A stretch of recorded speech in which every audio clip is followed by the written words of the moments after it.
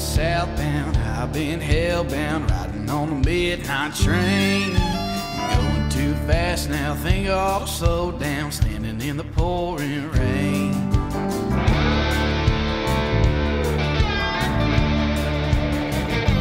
What's going on, guys? Tristan and Tony back with another episode of the One Hell of a Life Outdoor Podcast, and it is November 14th, and we got Matt Carey on the podcast for the second time.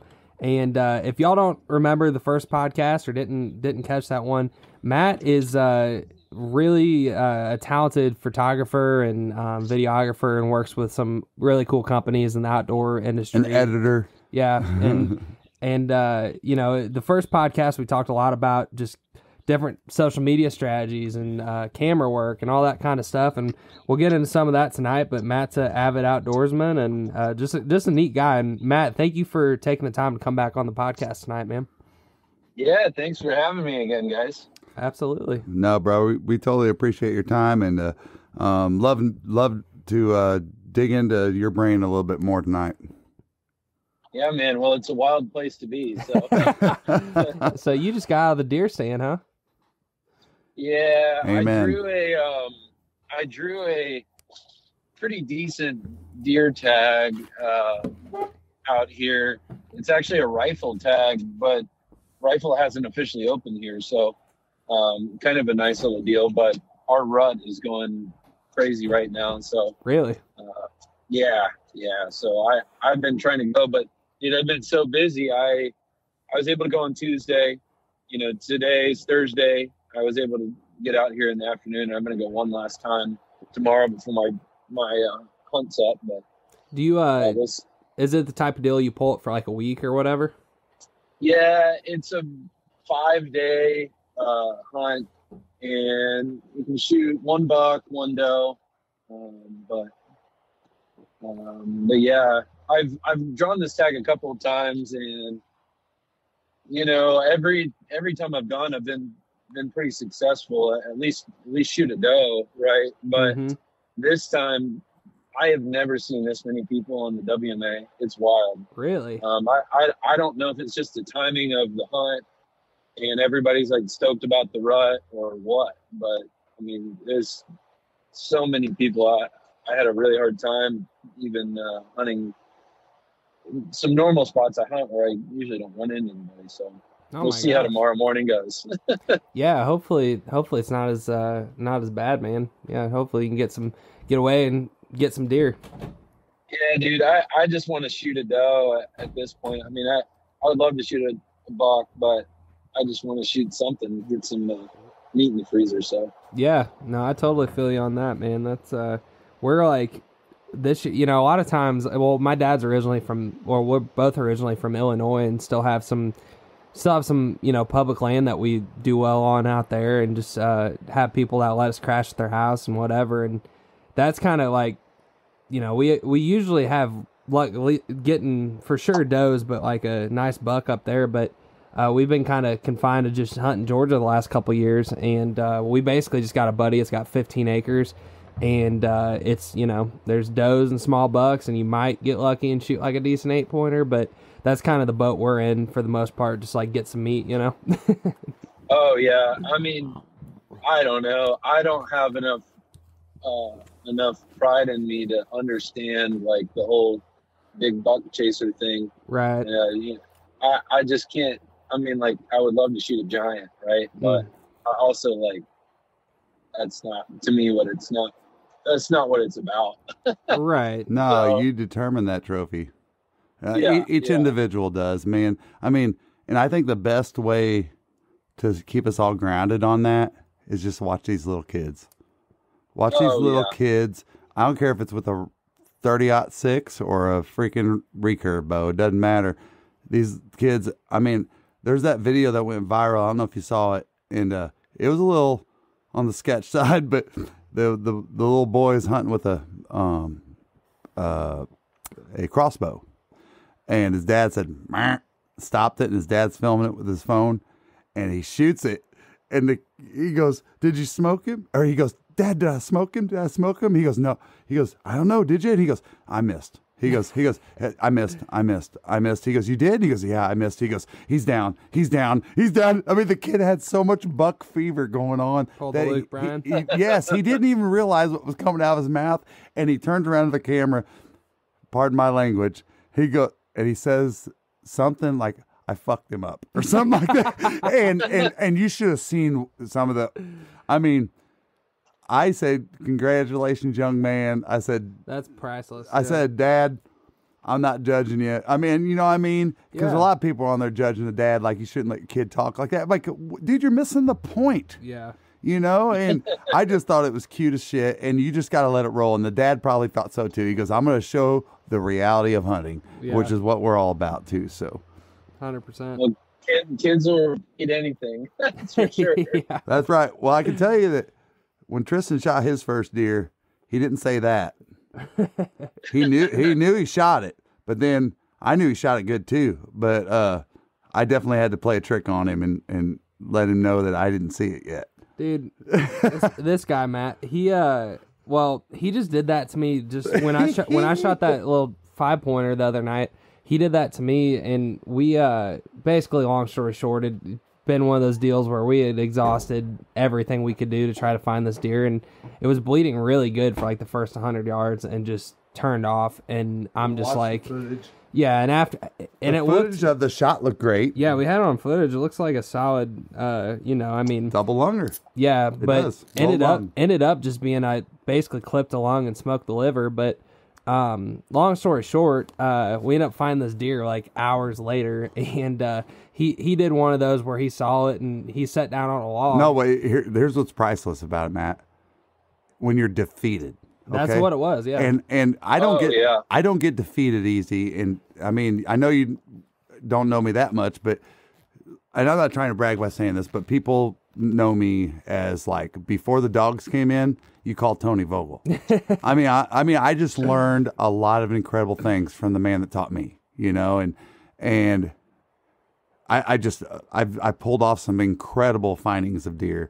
People that have given up on deer, that I went back and I had no skin in the game, but I went back to that public land, looked for it myself, and found that shit, you know, and just that passion for, he just taught me to, man, you don't stop until you've given every ounce. It's like when duck hunters, y'all need to check out Williamson Outfitters down in the Florida Panhandle this season. They offer some of the best coastal duck hunting and inshore fishing east of the Mississippi, targeting species like redheads, bluebills, buffleheads, and canvasbacks, just to name a few. From the cast and blast packages for those who love to fish and hunt, to adrenaline-pumping layout boat hunts that get you up close and personal, Williamson Outfitters has it all. And when the day's done, unwind in comfort at one of the 2 amazing lodges designed to make you feel right at home after a successful day out on the water. Mention the One Hell of a Life podcast when booking and get 10% off your booking. Spots are filling up fast, so call or text Captain Chris today at 850-251-8650 or visit www.floridaducks.com. If you're lifting weights, right, and that last push that you have to push, and it, you know, you can't quite get it up all the way, right? You're just, and somebody's just taking their fingers and helping you get that last one in. That's where you need to be when you give up on an animal that you shot. And I'm so thankful that, and I know you're that way. I'm so thankful that I learned that way. And, but we were defeated, and we had one more combing area that was pretty consolidated from a north and south standpoint. But anyway, Tristan came up to me and he goes, Dad, he goes, what are you thinking? And I was like, I don't know. And I might not get this exactly right, Tristan, but he goes, what do you think? We got about 5% chance of finding this deer. And as he's saying it, Matt, and I look over and see this big log that I was wanting to sit down on and just take a break, my light scans the creek and I see these eyeballs. And I'm like, and here's what's ironic about that is that we've done this same thing before and found somebody else's deer. Yeah. With an arrow in it. Mm-hmm. And so immediately when I see the eyes, is that a live deer is my first thought. And within this 1 second period, then I'm like, is it his deer? You know? And I look over again. I'm like, oh, that looks like it. That looks like it, bro. And so then I was like, let's just sit down here on the log and just. Oh no, you just sat down and I was just like, whatever, and sat down next to you, and you're like, you had some 5-hour energy, and you're like, you want some of it? And I'm like, no. I'm like, I don't. Yeah. And I'm like, I don't want any energy. I said, you want a drink? And he said, no. And then we sat there for about 30 seconds. He goes, I can't take it anymore. I saw your deer over there. Yeah, it's right here in the creek. He goes, what? And you would have thought that the kid just hit $1 million lottery, you know, and Yes. that's to circle back to the whole point is that you determine the trophy. Yep. Oh yeah. No, I think that's what it's all about. I mean, the experience, who you're doing it with. I mean, even that story you guys just had, like, I think that's what it's all about, you know? Yeah. Making memories, and, you know, you only get to do all this stuff so many times. So 100%, man. Well, hey, before we get too far, you know, down the rabbit hole, Matt, for people that haven't, you know, didn't listen to the first podcast, would you mind just giving your 2-minute commercial on Matt, you know, how you got into doing what you're doing and what you do now and all that good stuff, man? Yeah, and I always want I want a little personal piece too. Yeah, last time we found out about the whole music engineer or whatever you were doing with the guitar and all that, and that was pretty cool. Yeah. Yeah, so, you know, I'm from Georgia originally. I actually grew up not far from where you guys are, right? Go Dogs. Go Dogs, except for last weekend. Yes. We won't talk about that. No. All I'm going to say is they play to the person that they're playing. That's what they're doing this year. Yeah. But yeah, grew up in Georgia. You know, I had 2 goals in life, right? Mm-hmm. I was either gonna be a professional skateboarder, or I was going to try to figure out how to make money doing music. And the skateboarding thing didn't pan out. I mean, like, I got really into it, but, you know, by the time that I was time for college, I was like, well, I should be a lot better than I am. So I had to give up that dream. And I mean, I still love all that stuff, but gave up that dream and started doing the music thing, and moved up to Nashville, went to school up here at MTSU, and studied audio engineering. And then after school, I worked in the music industry for just about 10 years. And I mean, actually, like, the odds of doing well in all of that is pretty slim, honestly. Like, I was, you know, I can think of people that graduated with me. I was probably one of like 5 people that was actually like doing what I studied.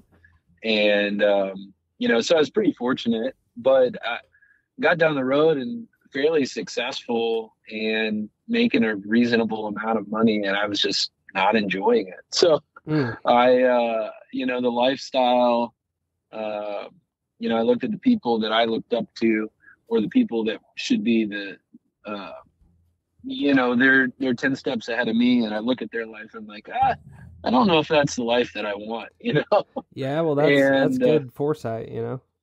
Yeah, so I don't know. And that mixed with a handful of other things, I kind of just had a bad taste in my mouth with all of it. And I'm like, let me see if there's something else I could do. So around that time, I was going to a church there in Nashville, and they asked me if I wanted to come on staff, and that was a part-time thing, you know.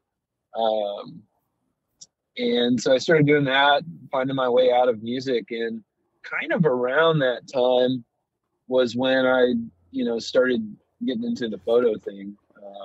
I've always loved photography. I had like a little point and shoot Lumix camera when I was in middle school, and shot hundreds of photos on that thing, but never really had the cash to get into the photo thing. So I now had some expendable income. This is probably, I don't know, 2018, yeah, it's probably 2018, maybe 17. And I was like, well, I'm going to buy a camera. I had seen, you know, some guys on Instagram and wanted to get into the duck photo thing, taking waterfowl photos. And so I bought a bought a little camera, bought a lens from my neighbor, and just started going out trying to take pictures of ducks, trying to extend hunting season. And then that turned into taking photos the next season of hunts, and that turned into I wanted to make a YouTube channel, and then that turned into I did not want to make a YouTube channel.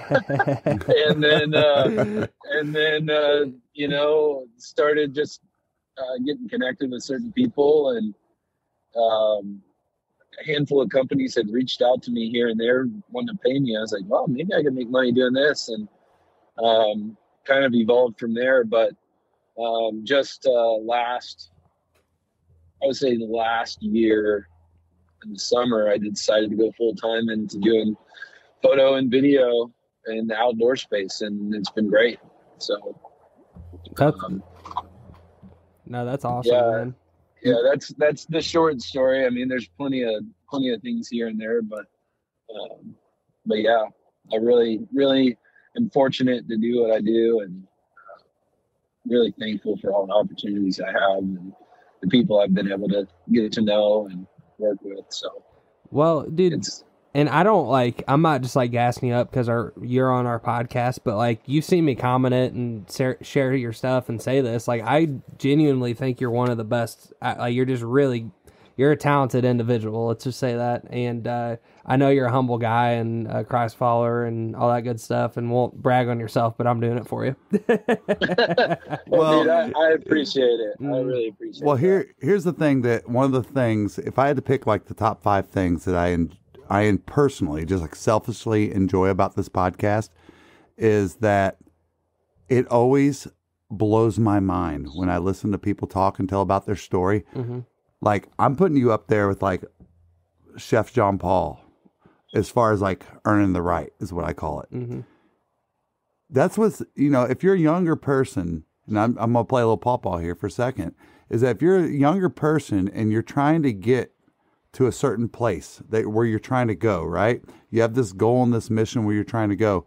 Understand that it takes some elbow grease to get there. It certainly does.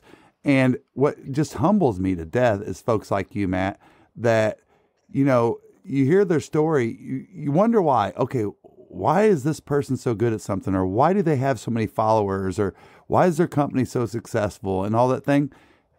100% of the time, I will tell you that they have earned the right somewhere along the road.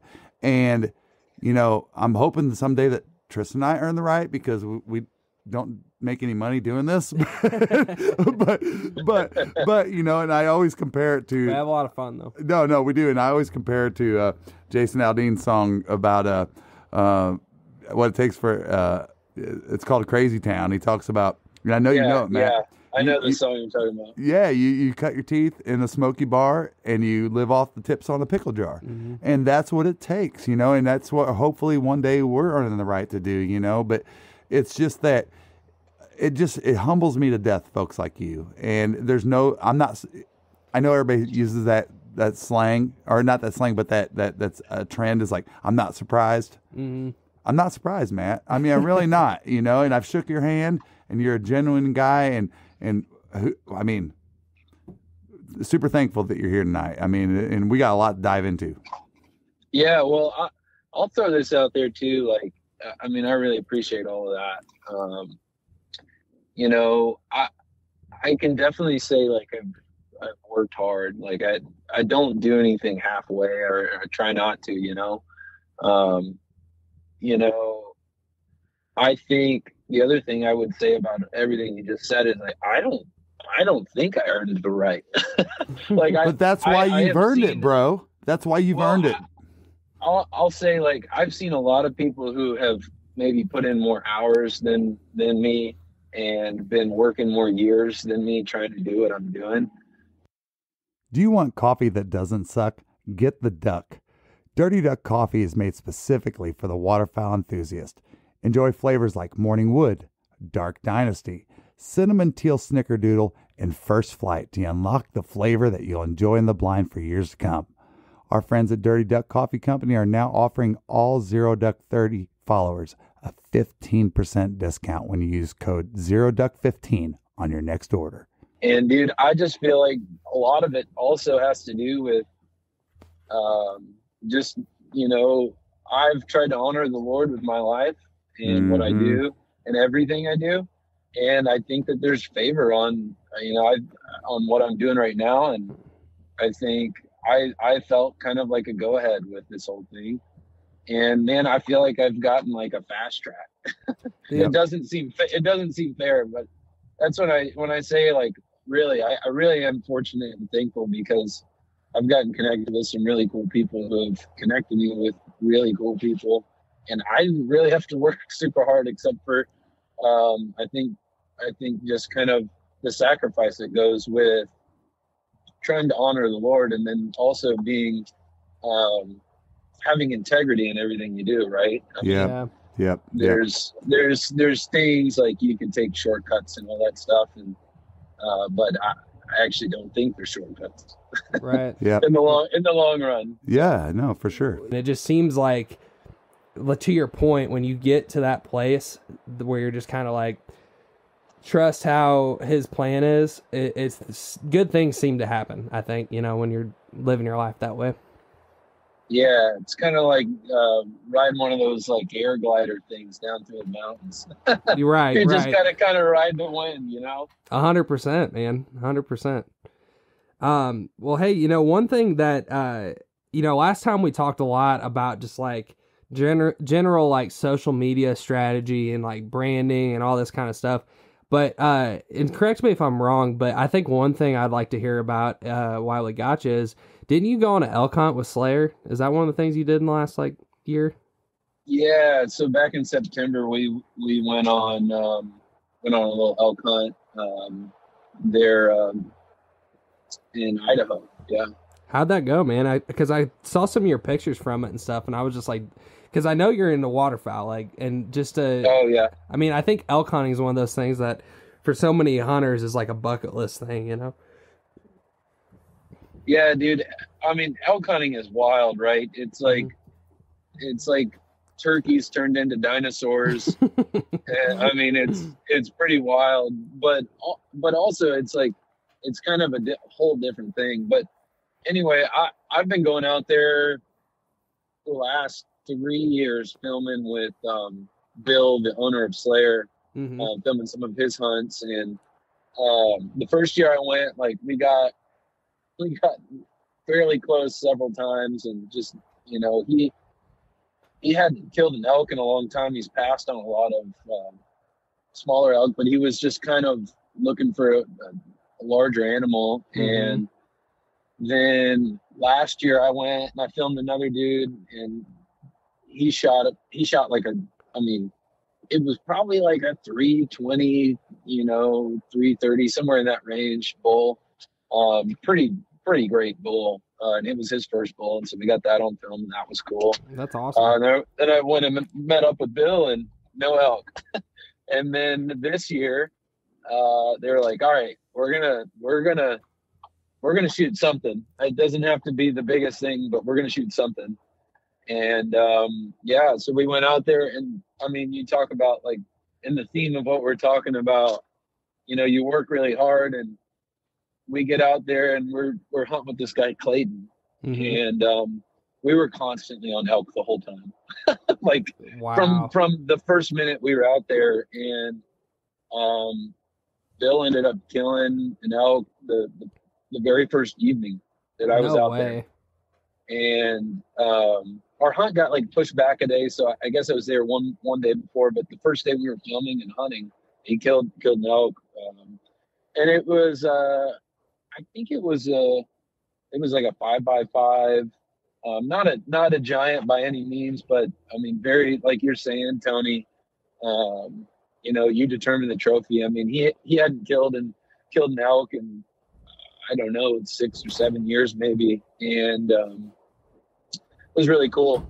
Really perfect shot as far as like the video goes. I mean, couldn't have been any better. Set me up really great for capturing it. I mean, he came right in the middle of the field, and I got the whole shot on film, and actually got the animal falling and all on film as well, which is I mean, if anybody that's ever been on an elk hunt or a deer hunt in the woods, I mean, you just don't always get to know if he went down or where he went down. And so, yeah, most of the time. It was just really cool. So yeah, it was a great hunt for sure. I really want to shoot one myself with a bow, but I don't care anything about shooting one with a rifle, but I would like to do that one time in my life. Oh my gosh, man, that would be just a wild experience, you know? Oh yeah. It's there's something else, man. They're pretty majestic, grand creatures, yeah. Well, you know, before like, I'm glad we had you on before what I'm about to bring up, because people know that like we genuinely like had a connection, at least on the podcast and over the phone before this. So it's not like, oh, he just had this success on this thing and now you guys are having him on. But I cannot help but freaking bring up how cool it is, dude, that you and Luke, right, with Gunner, won the freaking Chene Film Festival, right? Yeah, dude, it was wild. So I just want to hear the backstory of like give us a full breakdown. Yeah, what took into planning this video? Yeah. How you go about entering with Chene, and I just want to hear the whole story, dude. Are we saying it right? Is it Chene, isn't it? Yeah, you're saying it right. Okay. Yeah, I just want to hear the whole story from beginning to how it just went when the celebration was and all that stuff. Because it's just so cool, man. That's just awesome. Congrats. Yeah, man. I really appreciate it. Thank you. So... Wait. Let's first start with, for people that are not aware with what that was, explain what that was, Matt, like the competition. Oh, yeah. So Chene, if you're not familiar, they're a wader company, apparel company based out of Memphis. And they last year did the very first film festival over there in Memphis. And their whole thing is kind of similar to like what Sitka has done with the Diverge contest, if you're familiar with it. Mm-hmm. They're just trying to like push creators to go out and capture cool stories, tell cool stories, and push the envelope as far as the video world goes. And I mean, it's just a really neat thing what they're doing. And there's a lot of creators in really, I mean, every space, but specifically in the hunting space. I mean, there's so many people trying to do this sort of thing. And for a company of that caliber to just want to elevate the creator, I think it's really cool. Mm-hmm. Yeah. So that's a little bit about what that is. And, talking about Luke and I's involvement with it, I mean, the whole thing kind of goes back to like when Luke and I first met. So that would have been like January, maybe December, January. Let's just say January of 21. We met and, started hanging out. We had a cigar. We met for a cigar, and it was maybe like the second or third time we hung out. And he was telling me he's got this old dog. It was like 12 or 13 at the time, and he's like, "Yeah, I got this old dog. I'm gonna get a puppy though." And this dog, I got it when I was like 10 years old. This dog's been hunting with me almost as long as I've been hunting. And I want to retire this dog, but also get my new dog, and I want to hunt them together at least once. And I was like, "Dude, that sounds awesome." He's like, "Yeah." And he's like, "Man, it'd be so cool if like I was able to capture that." And so we just started like talking about this idea of like, yeah, what would it take to capture something like that? And dude, he didn't even have the dog yet. Like he didn't even have the puppy. I mean, this is very much dream stage, right? And so we've been kind of talking about this idea for almost 2 years. And so he got this puppy, and we started kind of planning it. He said he bought the puppy from a trainer, Jamie Moss of Big Tracks Kennels out in Kentucky. And bought the dog from Jamie, and then later on decided to get the dog trained by Jamie, and then we had to go film this thing. And I mean, honestly, at this point, we weren't trying to do anything except for just capture it and maybe make like a little film. We as we talked about it, we were like, let's make a film for Gunner. You know, the last thing that Gunner had done, as far as films go, kind of like this length and being this extensive, was when Gunner, I mean, the dog that the whole company's named after, when that dog, his last hunt, right, when he passed, they did a film called Thank You, Gunner. And so that was the last thing that Gunner really did of that caliber. So we knew we kind of had to like do it well and like spend some time and do it right.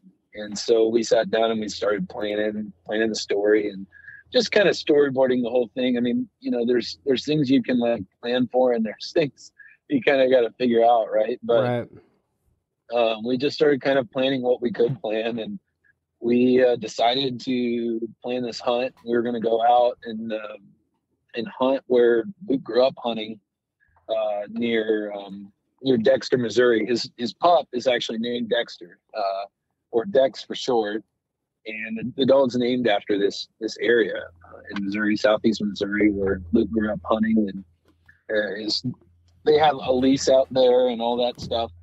And so we decided, let's go do the hunt out there, man. Like, how special would that be to have this? We decided, let's get the last retrieve of Goose, his old dog, and the first retrieve of Dex, the new dog, and let's do it in the same hunt. We really only need to kill 2 ducks. Right. Yeah. should be simple, right? Right. And Luke was like, well, I wanted it to be greenheads. I was like, okay, well. Well, now you're making it difficult, Luke. No, I'm just kidding. Well, we had thought, like, I'm sure this can be great. Well, if anybody duck hunted in the 23-24 season, that it was not the best season for killing ducks. Especially greenheads in particular, man. They're way down. Especially greenheads. So, like, we get out, and I'll give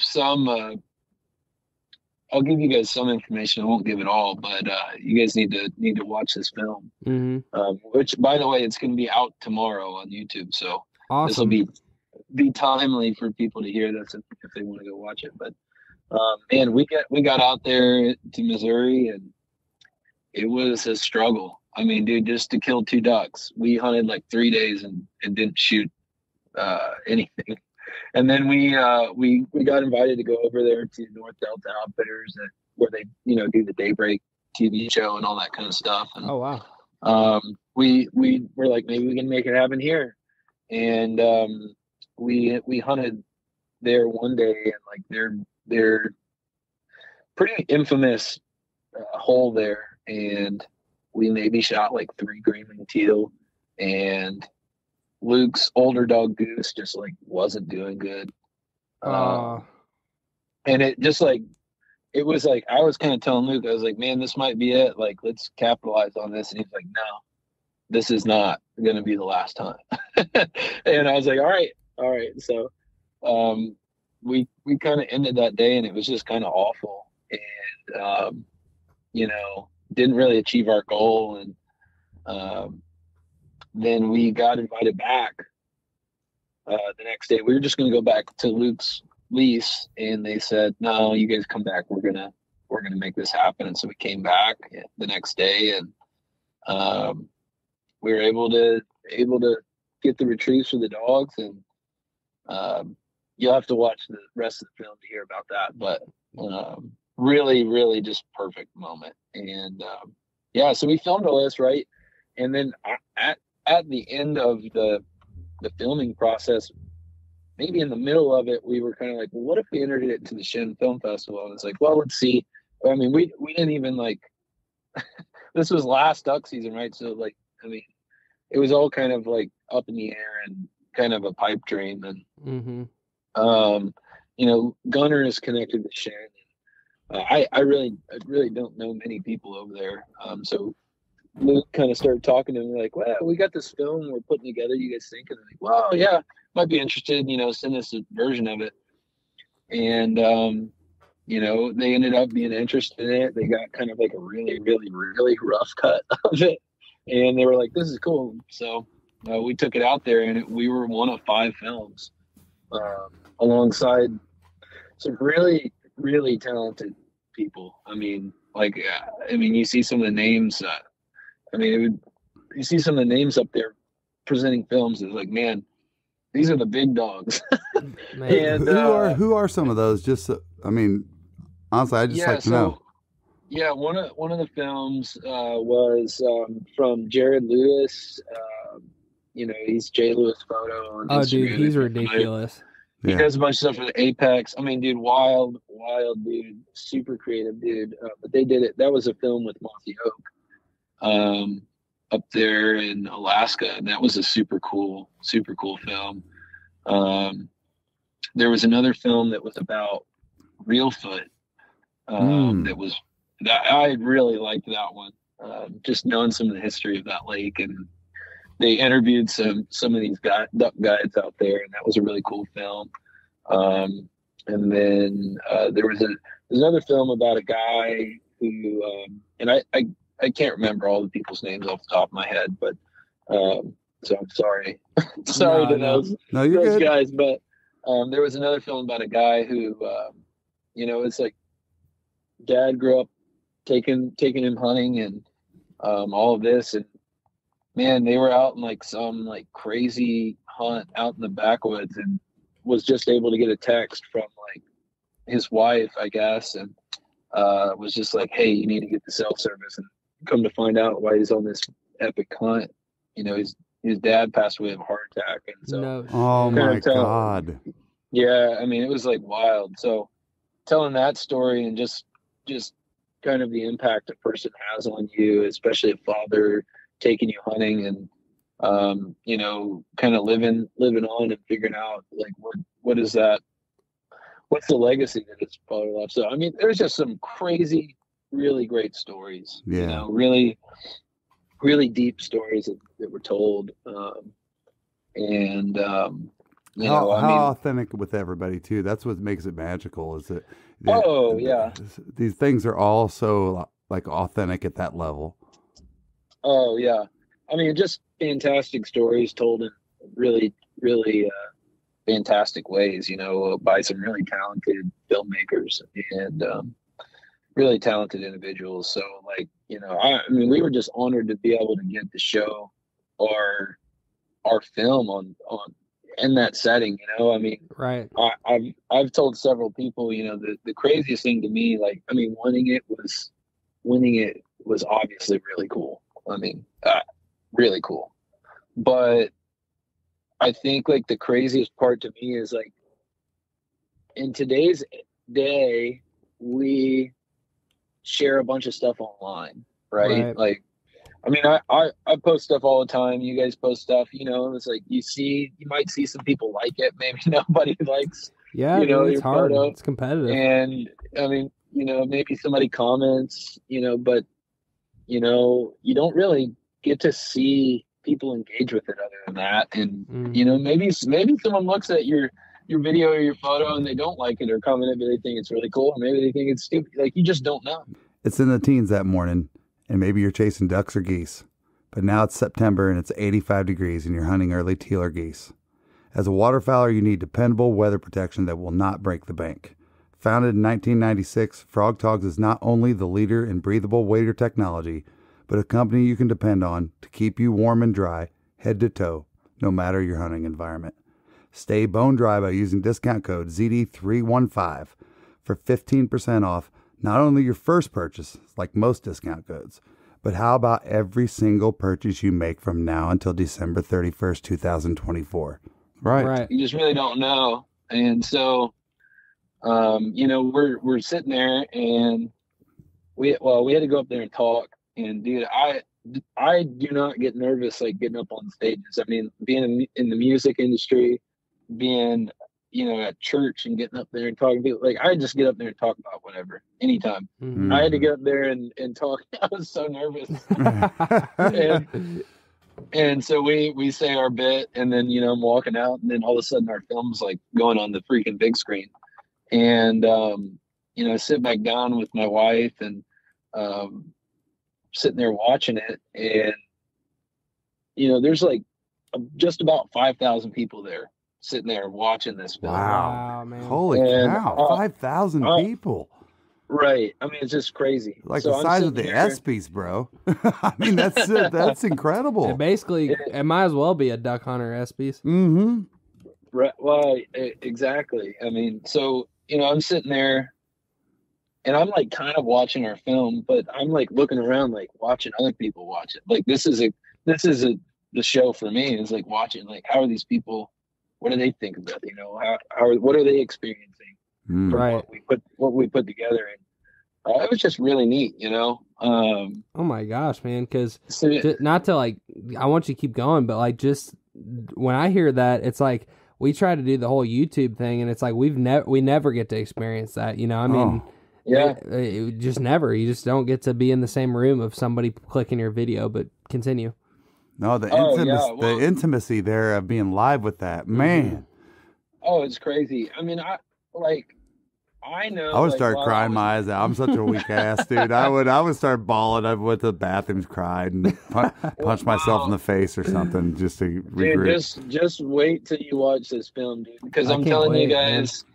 I like editing it. I cried so many times. Really? And yes. Yeah, wow. like this story is just deep, and I mean, probably also has to do with, like, I mean, it's my buddy, and the story about Luke and knowing him and knowing the depth of it and how much he cares about things, it really meant a lot. Mm-hmm. So then, I showed it to several different people along the way, and they also cried, and I was like, all right, it's not just me. And so, sitting there now with, I don't know, nearly 5,000 people sitting here, and it gets to certain moments in the film, and like it's just dead quiet. Wow. Just like a hush. And I'm like, whoa, this is really freaking cool. Like, to be able to see, like, what we captured their hearts, dude. Right. And I mean, it's just really, really cool to be able to experience that and get to see that firsthand. I want to be in the crowd right now, at least. I mean, I do, dude. I would just drive. You can be tomorrow, kind of. Yep. I will be. Yeah. And I might be even texting you and calling you and telling you that I love you and God bless you and everything else. I can't wait. Please do. But yeah, I mean, dude, like, that alone was worth it all to me. And I mean, that felt like winning the whole thing if we didn't win it, I mean? Right. Just being able to experience that, I was just so satisfied and really thankful. One, like, for my friendship with Luke, and then being able to do this and show this, and from where I came from. And really, like, I'm more of a photo guy than a video guy too. So, like, getting into the video world and then all of a sudden being able to get to do this, it was just like, man, this is really, really cool. So, so, we watched all the films and they counted votes. And when they called our name, I was like, I don't know. I don't think I was surprised. I don't think I was like, I guess I was excited, but I was just like, wow. This is just kind of crazy. It was kind of surreal. You can't even process it, probably. Well, yeah. I mean, I was still processing watching these people cry. Right, yeah. So I'm like, whoa, okay, cool. We got to go back up there on the stage now. I hope we don't have to say anything else, Right. But yeah, man, it was just a really, really cool experience. And I really can't wait for more people to get to watch it. I mean, after we posted about it and all, like, people have been blowing me up about where can we watch it? Where can we watch it? So finally tomorrow it's gonna be on Gunner's YouTube, and you'll see the announcement if you follow Gunner or Shannon. I mean, it's gonna be up. I just feel like something's on me right now, and call it, and we can all relate to this, and other folks. And if you can't relate to this, then I urge you to get to where you can relate to this. And that, sometimes God puts things on you, and I'm just feeling something right now. And the story that everybody knows about in the Bible about where and I'm not the best at recalling names and who did what and everything in the Bible. I'm not. I just remember the basis of most stories, but about going to catch the fish, right? Right. Yeah, you're talking about the disciples going to catch fish. Yeah. And God told them to go out and throw their nets, right? And they're gonna be taken care of. They're gonna take care. I feel like that's you casting the net, man, and just so like being blessed right now. I don't know. Maybe I'm off and just getting a little Theo Von or crazy brain on this right now, but I don't know. Maybe I can't tie it all together because I can't process it all, and I apologize if I can't. But I mean, you're just so deserving, dude. So deserving. I guess that's the main point I'm trying to make. Yeah. Well, I mean, I'll just say, like, from what I told you guys earlier, and into like the way this year has gone. I mean, going from like quitting my other jobs to just doing this full time. I mean, it's like kind of a scary decision to make, but also at the same time, like throughout my whole life, I've always been freelance. I've always essentially worked for myself, and the Lord has always provided. And so I have always had enough. And so going into this, I was like kind of nervous, but also like, I mean, this will be taken care of. We'll be good, whatever comes of this, And then coming into this year, it was actually Luke.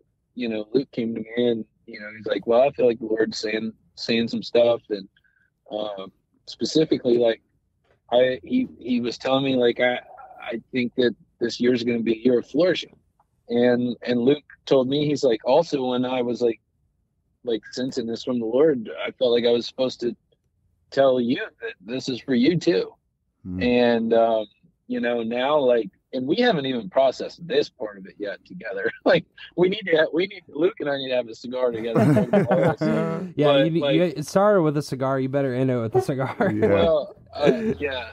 So like, this was in, I don't know, February. It was like before turkey season for sure. And I was like, okay, well, we'll see what that means. Like, I had no idea. And, now looking back at just the way this year's going, one, from a financial standpoint, I'm back to like where I was, which is not a bunch of money. I'll tell anybody wanting to get into doing photo and video, like, it's not like a lucrative business. Right. But like I'm making what I was making. I actually surpassed what I was making prior. I'm not surprised this year, which is just fantastic. I feel very thankful about that. But then, like, getting to do this festival, and then we win the festival. It's like, man, that word of like the flourishing, like you're talking about casting the nets, and like as we're just going out and being faithful and doing what we do, and the Lord's like provided all these opportunities, and man, I really, really feel like that. Luke had no idea what he was telling me and what he was hearing from the Lord then, but like for both of us now to like win the freaking festival together, I mean, it feels like that word came for sure true. And some, so it's been a really cool year. Dude, I think I feel like one of the things that just you were mentioning like pushing creators forward kind of with like what Shen's doing, and just the story that you guys are telling. And I think one of the mistakes that like when we first started getting into like making videos, it's so much like, oh yeah, like we've always tried to show the reality of it, but like at the same time, like we've had several videos that haven't had a storyline to it, it's just like, oh, you go out there and hunt and whatever. But I think I think your story is such a testament to like telling that story, whatever it is, you know what I mean? Like, I think a lot of people can learn from that that are just in this space trying to like put together a video or do the YouTuber thing or whatever. It's just like, no matter what it is, try to tell the best story you can, you know? And I feel like just hearing you talk and other folks like Sean Weaver that, you know, worked with Meat Eater for a while, and just people that we've had on the podcast, like it resonates so much. It's like, man, no matter what it is, it's like, do your best to try to like tell whatever that story is, you know? Yeah. Well, I just think like authenticity is like, it's the secret sauce, you know. If you're trying to force something, I mean, no one wants to be sold. Nobody wants to be forced to do anything, even if they actually want whatever it is. Right.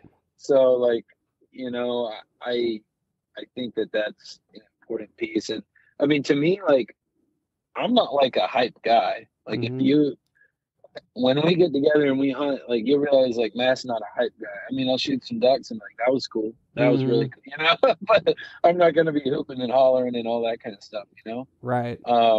And then I feel like I'm the same way with just kind of how I approach content creation, and but especially like video edits. Like I'm not into like a very hyper exciting like video edit. I really am into like telling a story and engaging people into that and making them feel like they were there. And that's what I like to consume, and so that's what I've tried to create. You know. Yeah. No, I think it's awesome stuff, man. You do a really good job, and like my dad was saying, it's not surprising to see, you know, how that has flourished for you over time, you know. You know, and the other question that comes to mind is, you know, one thing that like what I've realized that's happened a couple times is like with companies we've tried to work with, when you don't deliver for a company, and it's not necessarily your fault. It's like you just go and the ducks don't cooperate, and you do the best you can on content, and like you just kind of feel like, not necessarily that the company feels a certain way, but I'm just speaking from experience, but just you feel like a certain way, like, damn it, I wish it would have gone better. Have you ever had an experience like that? And, you know, do you like, what's your 2 cents on that, if that makes any sense at all? Yeah, that makes a lot of sense. Well, you know, it's like the classic expectation versus reality. You know, like we've all seen these memes, but that, I mean, everybody relates to that. And I mean, it happens a lot, right? You know, you make a plan, and I mean, even with the film, right? We made a plan, we had an expectation, and that was not the reality, and we just kind of had to go with it. You know, I've been on shoots, like I did a shoot for Migra back in, it was April, out in South Carolina. And some guy won a hunt with Matt Van Sice, like the world turkey calling champion. Really, really crazy, cool hunt. Well, we get in there, and you know, I film, and the expectation, and like you see on social media, right, is like turkey struts out in the field, and you know, you get to see the whole thing. He comes up, fights the decoy, and then you know, you shoot him. Right. Well, like anybody that's turkey hunted long enough knows that like that's not always how it happens. Like that's probably like 1% of turkey hunting. And you know, so we get in the woods, and we strike a bird up, and you know, we work it out and figure out, okay, let's set up here, and where should we be to get the camera shot, and like what's this bird gonna do? So we figure it all out real quick in like 20 seconds, right? We sit down, and I'm thinking, man, this bird's gonna periscope over this hill, and and that's gonna be our shot, like the way that this is. And this guy that won the hunt is like, the important thing is that he kills a turkey. Like, not like I'm also there to get it on film, and they're paying me, right? That turkey pops his head up over the hill, and that's exactly what he did, and that's all he did. And I'm telling the guy, because I'm right behind the shooter, I'm like, shoot him now, right now, shoot him. And he shoots the bird, and that's like all you can see. You just see in the video, you see the bird pop over the head, and pop his head over the hill, right? You see him get popped, and you're just like, well, that's it, you know. And that's the reality of how that hunt went, and it wasn't like some crazy like put on a show, right? But that's just how it is. And you know, we had conversations after the fact, and kind of everybody had to come to terms with, like, that's what happened. That's what it is, whatever anybody expected or wanted it to happen, I mean, it happens. And sometimes you, like you're saying, you don't even kill anything, right? I got my start making content by not killing stuff, because that's when I had time to take photos. Right. So I'd like take photos of how we got there, what happened during the hunt, before the hunt. I love taking pictures before the hunt, because it's like the scenes that nobody gets to see. It's the stuff I didn't know about before I started hunting, right? Mm-hmm. What does it take? So it's like, find something that's cool, and capture that and deliver that. That's kind of what I do and how I approach things. I mean, because that's how I got my start. I mean, if you start duck hunting in Nashville, Tennessee, like, we're not really quite in the main flyway, and sure, we'll kill some birds here and there, but it's not like we're shooting bangers every day. It's like, we might shoot a duck tomorrow. Right. We'll see. But that's not what, again, like, going back to what we started talking about, like, that's not what it's about. So, like, what am I trying to capture? To me, it's the experience. Mm-hmm. Like, I fell in love with the experience of duck hunting, not killing ducks. I've come to really respect the animal a whole lot more as I've gone through all of that, through the struggle, through the adventure, getting on a boat and riding 5 miles in the dark, in the fog, and freezing your butt off. Like, right. That's the stuff that I think is freaking cool. Like, why would anybody do this? Right. And so I think focusing on that and being able to find that, I mean, that's the story to me, right? So being able to find something what engages you in this, and if you're a creator, like, what gets you excited about this? I mean, if it's just killing ducks, like, that's not always going to happen. So, mm-hmm. And that's why I think a lot of people, like, quit hunting, or they don't, I'll go other places, or people go to Canada and they're like, oh, well, I'm only going to duck hunt and go to Canada now because we kill a lot. And I'm like, well, I don't think we're on the same page as far as why we're going about this, And just to kind of put a bow on that, but I want to get to what you just said. The whole reason I brought that up, and I thought that your explanation was, I mean, amazing. That's kind of what I was interested in hearing. Like, I feel like the reason I'm bringing that up is because we did a veterans hunt last, and the veterans hunt's supposed to be like, lights out in Arkansas. It's supposed to be pretty damn good. It's a week after, and yeah, we had some players involved and stuff, and it just didn't turn out the way it was supposed to be. It was like a gadwall and a speck, and we hunted all day long, and and then the next day was a snow goose hunt, and it rained, and you know how that is for filming, and it was just one of those weekends, and we got what we got. But I myself, I just felt like it was kind of under-delivered. So, like, to hear you kind of speak on that is kind of just, to put a bow on things. It was nice to just hear your perspective on that. But to your point on... our partners at Huntwise are offering an exclusive discount for Zero Duck 30 followers. As an elite member, some of the features you'll immediately gain access to are Huntcast, Windcast, peak kill times, property lines, owner information and phone lookup, 250 map layers, unlimited offline maps, 3D maps, social media, and on top of it all, save up to 50% off some of the top hunting brands in the industry. Download and explore the #1 hunting tool set today and save 20% by using code DUCK30. Why we get into it, that resonates so much with us, Matt, because, like, when we...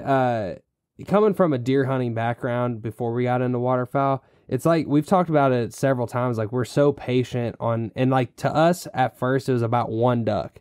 Like, it was like, oh, if we could get one new species today, that would be amazing. And it's like, oh, we shot... Or two coots. Wait, and we shot a teal and a mottled and a whatever and a wood duck today. Holy cow, we got 3 different species. That's insane. Higher cotton. And, yeah, and I think, there's some folks, there's something to be said for, like, the old school folks that, like, are used to this level of duck hunting and want to go to Canada. That's great. That's what you enjoy it for. But, like... Difference between 12-pointer and 5-pointer, right? The reason we wanted to do is because, like, and my dad always uses this analogy, is like commercial deer hunting, it's getting better, but for Commercial years TV, it turned into such like everybody goes out and on the last night of the hunt they shoot a 180-inch deer. No, dude, it's a fact. If you go look through, I want to see somebody do a meme on it, honestly, and just copy it off every single damn episode. It got, and I'm not going to say who the first person was that coined it because it was probably authentic, but it got stupid how many times you sat there and watched a deer hunting video and it's the last night of the hunt or the last day. Bullshit. Right. And to your point, Matt, you're talking about people getting discouraged and like not hunting. That was kind of like our whole thing was like when we first started doing it. It was like it's the reality of it should not be that you have to get these limits of ducks or you got to get this 160, 80-inch deer. It should just be like what it is. Like go out there and have your own success and have your own trophy. And I love that you brought that up. Yeah, no, it sparked me on that. Just we can dive down a deep rabbit hole with this because this is probably one of the things I'm most passionate about, and it's what started all this. But seriously, what got my heart when we talk about what gets you in the heart was I kept seeing that, and I recognized a what's the word I'm looking for? I recognize a pattern in the stuff that I'm watching on TV.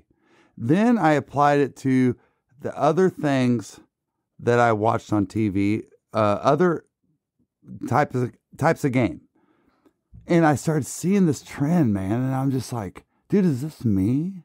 Is this me? I remember sitting in the 13-foot trailer putting in Fitzgerald Outdoors and watching a guy shoot a spike and cry about it. I mean, I'm like, what is going on? I've been here for so long, I hate to admit it.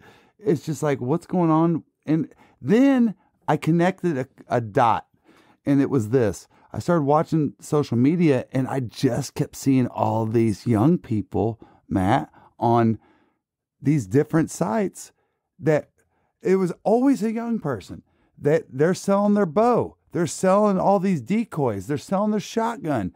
They're doing, and it hits me, and I'm like, dude, they're not getting the immediate satisfaction that is the truth of what these younger folks are now. And if they can't go out and shoot a 200-inch deer, if they can't go out and shoot a limit of mallards, if they can't go out and shoot a double-bearded turkey, on and on and on, 8-pound bass, all this stuff, they just check out. Yeah. And you combine that with not having the role models that some of us were lucky enough to have. It's just, so that's what drove the whole passion of the whole thing, where I'm going with this thing. And man, when folks like you create something like this, that is going to touch so many people. I won't be surprised where this thing goes, Matt. Yeah.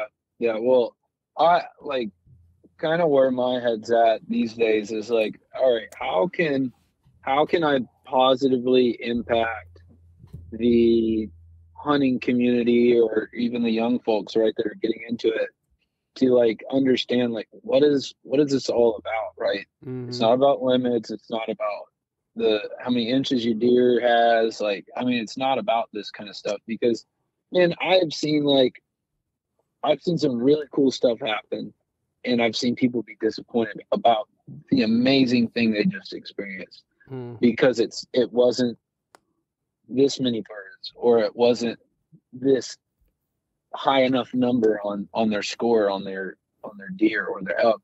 And I'm like, dude, are you kidding me? You've never shot a freaking buck before, and you're disappointed that it's not. I want to punch whoever came up with ground shrinkage. I want to punch you in the face. I mean, I'm serious, bro. I mean, it's just it's so sad. Like that you're focused on the wrong thing. Right. We've put this pressure on people, and then people like have this, like, they can't be thankful for what they have because it's not. They're ashamed to tell people like, oh, I shot a spike. Right. Like, dude, you know what my first freaking buck was? A button buck. Yeah. Boom, baby. I will shoot. You know what? All you people that want to judge people on spikes, bro, I will smoke the button buck every time because that sumbitch is so good. It's so good. It's so delicious. That sucker tastes good. That's for sure. But but like, you know, it's like everybody wants to have this story, but like my story is different than your story is different than his story. So it's like, let's just be okay with that, you know? Yeah, 100%. So that's the kind of thing I'm about. And I hope that we can get past, you know, likes and follower counts and how big was your deer. I mean, it's just sad. Like it's a measuring contest. And like, I don't think that's what makes you a man. Like, right. Yeah. 100%. So no, you circled to a great point, and it's really nutshell with this, and that is, if you're doing it for likes, it's short term. It's short term. Yeah, you might want to get that one video, and I do this stuff, like Tristan has tasked me with like doing YouTube shorts, right? And he's like, Dad, you got to do it all the time, like all the time. And to be quite honest, I get on runs and then I get burned out, and just like anybody else, I guess, you know, but I'm like trying to. It's a lot to keep up with. It's just 2 or 3 people. I mean, especially for a 52-year-old. I mean, honestly, dude. I mean, like 3 social medias and YouTube. Holy crap! Well, I'm like, long story short, Matt. Like when we do any like long form anything or creating like TikToks or anything like that, I'm always doing all the editing on it, and then it's like, you know, if we're doing a 15-minute YouTube video, I mean, that might take me 8 or 10 hours of editing, like just real time. So like it got to the point where like we got to delegate some of these some of these social media. And duties, I wanted to, and he doesn't want to give me too much control because I don't blame him, honestly, because I'm not as good as he is at things, and he kind of protects that, and I respect Tristan for that. You know, he's like, you know, and I respect, you know, and I think it takes a lot for me being a dad to not be like, I'm better than you, I'm your dad, or playing that thing. It's more like we're a team, and I want to be the janitor that cleans the toilet if that's what I need to do. You know what I mean? Yeah. Just to help the team. And, you know, I'm so freaking passionate about, you know, I'll put and we were talking a little about this earlier, is just, you got that one, right, that you make and you put it out there and it's heartfelt, right? It's deep. It's all these things, and it doesn't get the recognition that you want. I hate that. But here's where I'm going with this full circle, is that if you're doing it, my goal is to, like you said, Matt, is just, I mean, honestly, I want to capture your soul with what I'm trying to do, and tell you the truth and the reality of what we're trying to do, whatever. If it doesn't make it, fine. But I would say 100% of the time is if all you're doing is chasing likes, it's always going to be short-term business for you. Mm-hmm. It's going to be. And if you're listening to this, and man, I mean, you got the master of talent on here, the podcast tonight. If you're listening to this and you are doing it for the likes, this man has just told you the path to win. Mm-hmm. That's the path to win. It's the path to win. And man, dude, I'm just drop the mic. Well, I'll say one last thing, and it'll sound maybe a little bit preachy, but I was a pastor. I didn't work at a church. Preach it, dude. Preach it. You know, I think the neat thing, right? You know, I had the privilege to show my film freaking close to 5,000 people, and who knows how many people are going to get to see it once it's online, right? Right. Yeah. And that's cool. That's cool. But also, like, how many things have I created before then that, like, you know, maybe nobody saw? Like, you guys know, you post something and like 13 views. Right? Yeah. I mean, dude, that happens to me. Like, that happened to me like last week. Like, it happens to all of us. Yeah. But kind of like the thing that hits me with it is like, okay, well, why am I doing this? Right? Oh, I just told you guys what gets me going. I want to impress this idea of like what the next generation of hunting should look like, and let's get back to you know what it's all about, right? So if I can post something or share something and share a story that's authentic and it affects one person and they get something out of it, worth it, right? Yeah. Right. Like I think, like, you think about Jesus, Yeah. and he leaves the freaking 99. Like, if you think about it from a farming aspect, it's like, hey, 99, that's like a lot of money. We've got the one over here, and like, well, we could lose one. Like, right, we've got our margins. Like, this is what makes sense. But no, he leaves the 99 for the one, right? And so I think, like, from an aspect of if you're a Christian, I think having that same mentality of the Lord is like, hey, it's not about thousands and thousands of people hearing you. Like, dude, when he gave his sermon to all these people, he splits loaves and fishes and all these people. I mean, it's probably like 10,000 people, because they didn't count the women, right? Right. So they, at the end of that, what do those people do? They leave. They didn't like what he had to say. But and then he goes back with his little solemn crew of guys, and they follow him around, and they're like, what the heck's going on? But anyway, like, he's more into investing in these 12 kids, right? Which, by the way, one of them's gonna like betray him, and he knows that the whole time. Right. But he's like crazy. into that. So, like, I want to be into that, right? If I can just affect a few people, like, deeply, with anything that I do in my life, that's great. Like, fantastic. And hopefully, like, the whole thing, like, what I was taught by my mentor is, okay, if I can affect one guy, or maybe even 5, if I'm lucky, if I can affect 5 guys, well, if all 5 of those guys affect 5 guys, right? Well, that's multiplication now, right? It's not just like adding. And so, like, I think that's our goal, right? Yep. And so hopefully, like, if you're listening to this podcast, you hear these things and you're like, okay, who can I go affect? And, forget the likes, forget the follower count, or whatever you're worried about. But just, who's my one person I can affect? Yeah. And be stoked about it. Like, that's amazing, right? Yep. No, dude, that's some deep stuff, man. And I think that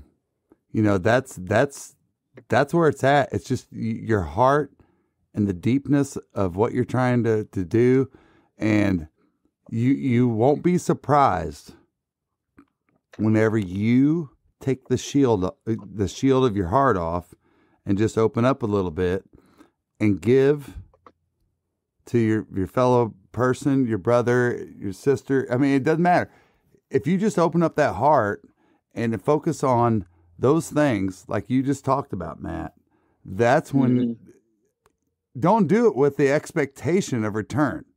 All right. It's not like investing in a business, right? Where you have the money, you invest in this, and you expect a return based on data or no, just give. Yep. Just give. Well, Matt, this has been a blast. Truly, you're one of these podcasts that, we could pull a Joe Rogan and talk for 4 hours. And we also get off, and we also get off and high five and just go, dude, that's one of the best podcasts we've done yet. But I'm confident we'll connect on another one at some point in the future, man. And hopefully before then, we'll connect on a hunt. And Matt, before we get off here, just tell people, where they can get in touch with you and all that great stuff. Yeah. If you're an Instagrammer, that's pretty much where I live, as far as if you want to connect. And you can find me on Instagram. My handle's of the field, with underscores in between each word. You have to type it in very particularly exactly the way it's supposed to be, or else you won't find me, because Instagram doesn't like that I post pictures of guns. But dude, just real quick on that. Crazy. I want to hear more. Just keep going what you're going, but 2 cents on that. Recently, twice, I've tried to find 2, like I guess influential people on Instagram. I don't know, but when I was trying to find Chef Jean Paul to tag him on something when we had him on the podcast, it would not pull him up when I searched. Yeah. And then also, there's this other dude that my buddy told me to look up today called, Oh shoot, some influential deer hunting guy that's got like tattoos and dreads or whatever. I forgot what he told me it was called, but I searched it like what he told me to search and I could not find it. So it's crazy how Instagram does that. But anyway, continue, please. Yeah, I mean it's wild, but it's fine. Mm-hmm. But yeah, I just want to like encourage anybody, please like reach out to me. And, like if you have any questions about anything, feel free to reach out. I just love to meet people. I love talking to people about anything and everything. So feel free to reach out to me, shoot me a message, and love to get to know you. Awesome, Matt. Well, dude, thank you so much for your time. Have a great night. And it's always a great time and looking forward to when we can connect in the field. Oh yeah, me too. I really am looking forward to it, and maybe we'll even do a little podcast in the blind or something. That'd be great, man. And yeah, we'll make it happen. We'll just have to. It's a matter of where, but it's gonna happen.